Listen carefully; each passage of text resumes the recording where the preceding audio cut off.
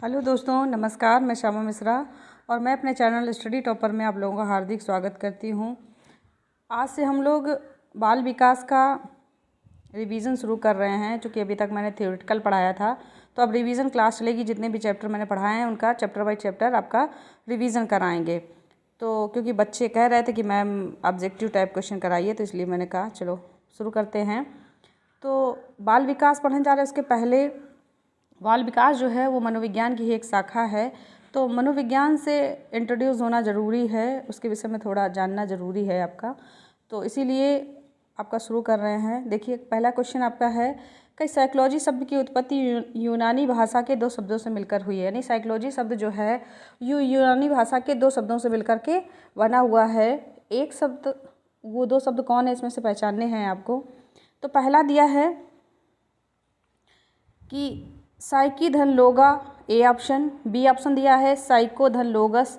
C option दिया है psyche धन लोगस और डी ऑप्शन दिया है इनमें से कोई नहीं।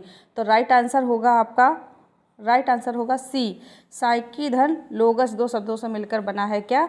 साइकोलॉजी आपका 2 शब्दों से मिलकर बना है, साइकी धन लोगस। राइट आंसर होगा सी आपका राइट आंसर होगा। अगला क्वेश्चन देखिए, साइकोलॉजी शब्द का तात्पर्य है आत्मा का अध्ययन करने वाला विज्ञान। बी है मन का अध्ययन करने वाला विज्ञान। सी है शरीर का अध्ययन करने वाला विज्ञान या डी है इनमें से कोई नहीं। तो सर्वप्रथम साइकोलॉजी शब्द का जो अर्थ निकाला गया था वो था कि आत्मा का अध्ययन करने वाला विज्ञान। लेकिन अगर वर्तमान में पूछा जाए कि मनोविज्ञान का वर्तमान में क्या अर्थ है, तो व्यवहार का विज्ञान मनोविज्ञान को कहा जाता है, लेकिन सर्वप्रथम आत्मा का विज्ञान ही कहा गया था। तो राइट आंसर होगा ए नंबर आपका राइट आंसर है। अगला देखिए, मनोविज्ञान आत्मा का विज्ञान है, इसके समर्थक कौन कौन से हैं? यानी कौन से ऐसे लोग हैं जिन्होंने मनोविज्ञान को आत्मा के विज्ञान के रूप में स्वीकार किया था? तो ए ऑप्शन है जेम्स बुंड या जेम्स ली। बी ऑप्शन है वाटसन। सी है प्लेटो, अरस्तु तथा डेकार्टे और डी है इनमें से कोई नहीं। तो सी ऑप्शन सही है, प्लेटो, अरस्तु तथा डेकार्टे इसके समर्थक थे। सी ऑप्शन आपका सही है। अगला देखिए, चौथा क्वेश्चन है, मनोविज्ञान व्यवहार का विज्ञान है, यह सर्वप्रथम किसने कहा था? मनोविज्ञान को व्यवहार का विज्ञान सबसे पहले किसने कहा था? तो वो कहा था आपका वाटसन महोदय ने। किसने कहा था? वाटसन महोदय ने कहा था। ठीक है, तो राइट आंसर होगा सी आपका राइट आंसर होगा। अगला देखिए, मनोविज्ञान वातावरण से संबंधित व्यक्ति की क्रियाओं का विज्ञान है। मनोविज्ञान वातावरण से संबंधित व्यक्ति की क्रियाओं का विज्ञान है, यह परिभाषा किसने दी है? ए ऑप्शन है जेम्स ड्रेबर। बी है वुडवर्थ। सी ऑप्शन है स्किनर और डी ऑप्शन है पिल्सबरी। तो मनोविज्ञान को वातावरण से संबंधित विज्ञान कहा है आपके वुडवर्थ महोदय ने। किसने कहा है? वुडवर्थ महोदय ने कहा है। तो राइट आंसर होगा बी। नेक्स्ट देखिए, मनोविज्ञान मानव व्यवहार का विज्ञान है, यह परिभाषा किसने दी है? ए ऑप्शन कॉल्सनिक ने, बी रॉस ने, सी बोरिंग ने या मर्फी ने। किसने दी है? तो ये दी है कॉल्सनिक ने। मनोविज्ञान को मानव व्यवहार का विज्ञान कहा है कॉल्सनिक ने। अगला देखिए, मनोविज्ञान आचरण एवं व्यवहार का यथार्थ विज्ञान है। मनोविज्ञान आचरण एवं व्यवहार का यथार्थ विज्ञान है, ये किसने कहा है? तो ये कहा है मैकडूगल ने। किसने कहा है? विलियम मैकडूगल ने। राइट आंसर होगा सी आपका राइट आंसर है। अगला देखिए, मनोविज्ञान व्यवहार और अनुभव का विज्ञान है, यानी मनोविज्ञान को व्यवहार और अनुभव के रूप में किसने परिभाषित किया है? तो वो परिभाषित किया है आपका स्किनर महोदय ने। किसने? स्किनर ने। चूँकि स्किनर कौन थे? व्यवहारवादी थे। तो राइट आंसर होगा बी वाला आपका राइट आंसर है। अगला देखिए, मनोविज्ञान मानव व्यवहार एवं मानव संबंधों का अध्ययन है। अब मानव व्यवहार के साथ मानव संबंधों का अध्ययन जो शब्द जोड़ा है वो किसने जोड़ा है और परिभाषा दी है? तो ये परिभाषा है आपकी क्रो एंड क्रो की। किसकी है? क्रो एंड क्रो की। तो राइट आंसर होगा डी। अगला देखिए, शिक्षा से मेरा तात्पर्य बालक एवं मनुष्य के शरीर, मस्तिष्क एवं आत्मा के सर्वोत्तम अभिव्यक्ति से है, यह कथन किसका है? तो ये कथन है आपका महात्मा गांधी का। किसका है? महात्मा गांधी का। राइट आंसर होगा डी। अगला देखिए, मनुष्य की पूर्व निहित पूर्णता की अभिव्यक्ति करना ही शिक्षा है, यानी मनुष्य के अंदर जो भी गुण है उनको बाहर निकालना ही शिक्षा है, ये कथन किसका है? तो ये कथन है आपका स्वामी विवेकानंद का। किसका है? स्वामी विवेकानंद का है। राइट आंसर होगा डी। अगला देखिए, शिक्षा वह प्रक्रिया है जिसमें और जिसके द्वारा नवयुवकों के ज्ञान, चरित्र और व्यवहार को परिमार्जित या परिवर्तित किया जाता है। यह परिभाषा किसकी है? तो ये परिभाषा है आपकी जेम्स ड्रेवर की। किसकी है? जेम्स ड्रेवर की। राइट आंसर होगा सी।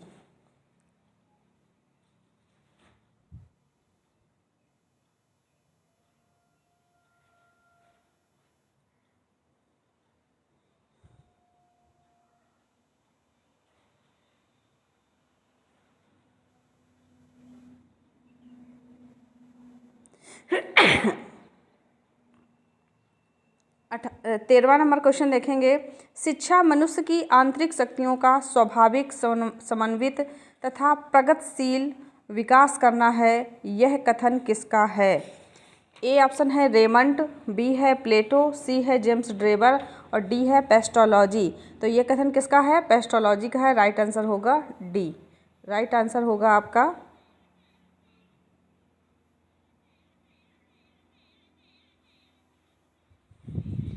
डी नंबर आपका राइट आंसर है।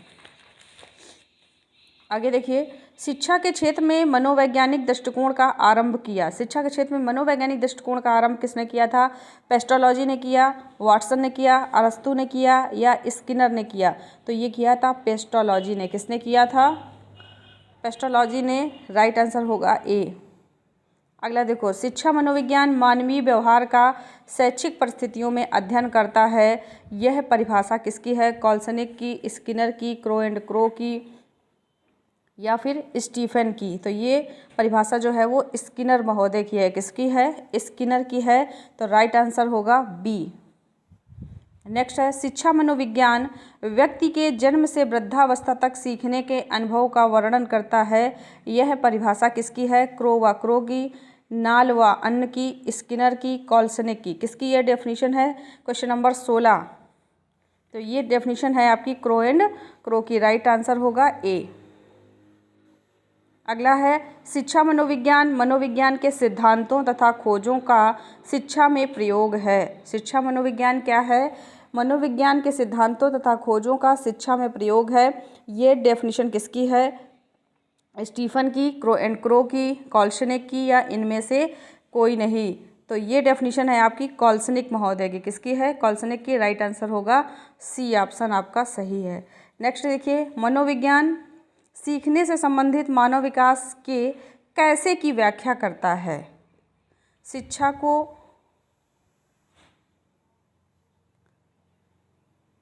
कैसे की व्याख्या करता है? शिक्षा सीखने के क्या को प्रदान करने की चेष्टा करती है। शिक्षा मनोविज्ञान सीखने के क्यों और कब, यानी सीखने में क्या, क्यों, कब, कैसे का जो प्रयोग है, ये कथन किसका है? तो ये है स्किनर का या क्रो एंड क्रो का या स्टीफन का या एलिस क्रो का? ये किसका है कथन आपका? तो ये कथन आपका है क्रो एंड क्रो का। यानी शिक्षा मनोविज्ञान जो है या मनोविज्ञान सीखने में कब, क्यों, कैसे का या कब, क्यों, कैसे प्रश्नों का उत्तर देता है। कौन? मनोविज्ञान देता है। ये कथन किसका है? तो ये कथन है क्रो एंड क्रो का। तो राइट आंसर क्या होगा? राइट आंसर होगा बी। बी आपका राइट आंसर है। बी आपका राइट आंसर है। अगला देखिए, शिक्षा मनोविज्ञान का अध्ययन क्षेत्र क्या है? शिक्षा मनोविज्ञान का अध्ययन क्षेत्र क्या है? ए ऑप्शन है शिक्षार्थी की क्रियाओं, शिक्षण विधियों एवं शिक्षा की समस्याओं का अध्ययन करना। बी है शिक्षण संस्थाओं का अध्ययन करना। सी है पशुओं के व्यवहारों का अध्ययन करना और डी है उपरोक्त में से कोई नहीं। तो शिक्षा मनोविज्ञान क्या है? तो इसमें राइट आंसर क्या होगा? ए होगा। ए वाला सही है कि शिक्षा मनोविज्ञान शिक्षार्थियों की क्रियाओं, शिक्षण विधियों एवं शिक्षा की समस्याओं का अध्ययन करता है। राइट आंसर होगा ए। अगला देखिए, बालक एक ऐसी पुस्तक के समान है जिसे शिक्षक को भली बात पढ़ना चाहिए। यह कथन किसका है? पेस्टोलॉजी का है, रूसो का है, कांट का है या रॉस का है? तो ये कथन है आपका रूसो का। राइट आंसर होगा बी। अगला देखो, शिक्षा को मनोविज्ञान ने बांध लिया है। मनोवैज्ञानिक सिद्धांतों की उपयोगिता को जांचने का इससे अच्छा स्थान पाठशाला है। यह कथन किसका है? रूसो का, पेस्टोलॉजी का, फ्रॉबेल का, जॉन एडम्स का? तो इसमें राइट आंसर आपका जो होगा वो होगा जॉन एडम्स। डी ऑप्शन सही है। अगला देखो, शिक्षा मनोविज्ञान अध्यापकों की तैयारी की आधारशिला है, यह कथन किसका है? तो ये कथन है आपका स्किनर महोदय का। किसका है? स्किनर का। तो राइट आंसर होगा बी। अगला देखिए, शिक्षा की प्रक्रिया पूर्णतया मनोविज्ञान की कृपा पर निर्भर है, यानी अगर मनोविज्ञान ना हो तो शिक्षा प्रक्रिया सही नहीं चल सकती है। यह कथन किसका है? स्किनर का, पेस्ट्रोलॉजी का, बी.एन. झा का या कॉल्सनिक का? तो राइट आंसर होगा बी.एन. झा। सी ऑप्शन सही है। आगे चलते हैं।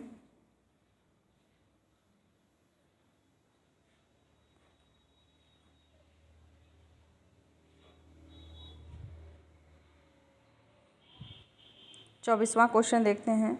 शिक्षा मनोविज्ञान का ज्ञान शिक्षक को शिक्षक के रूप में अपनी स्वयं की कुशलता जानने में सहायता करता है, यह कथन है। किसने ये कथन दिया है? तो यह कथन ए ऑप्शन है स्किनर, बी है क्रो एंड क्रो, सी है पेस्ट्रोलॉजी और डी है फ्रॉबेल। तो ये कथन किसका है? तो ये कथन है स्किनर महोदय का। किसका है? स्किनर महोदय का ये कथन है। राइट आंसर होगा ए। अगला देखिए, वर्तमान शिक्षा की मनोवैज्ञानिक विशेषता क्या है? या वर्तमान शिक्षा की मनोवैज्ञानिक विशेषता है बाल केंद्रित शिक्षा, वैयक्तिक भिन्नता के लिए शिक्षा, या क्रिया द्वारा शिक्षा पर बल, या ये सभी। तो ये राइट आंसर होगा डी, ये सभी। नेक्स्ट है, वैज्ञानिक पद्धति की प्रमुख विशेषता क्या होती है? सत्यापनशीलता, वस्तुनिष्ठता, सामान्यता एवं पूर्व कथन, या लास्ट ऑप्शन जो है डी नंबर, ये सभी। तो राइट आंसर होगा ये सभी। यानी वैज्ञानिक जो पद्धति है उसमें सत्यापनशीलता भी होती है, वस्तुनिष्ठता भी होती है, सामान्यीकरण भी होता है, पूर्व कथन भी होता है, सभी होता है, इसलिए राइट आंसर होगा डी नंबर। अगला देखिए, अंतर्निरीक्षण का तात्पर्य होता है, यानी अंतर्निरीक्षण क्या होता है? दूसरे में देखना, ए ऑप्शन, बी है अपने आप में देखना, सी है देखना, डी है इनमें से कोई नहीं। तो अंतर्निरीक्षण का मतलब होता है अपने आप में देखना। क्या होता है? अपने आप में देखना। राइट आंसर होगा बी। अगला देखिए,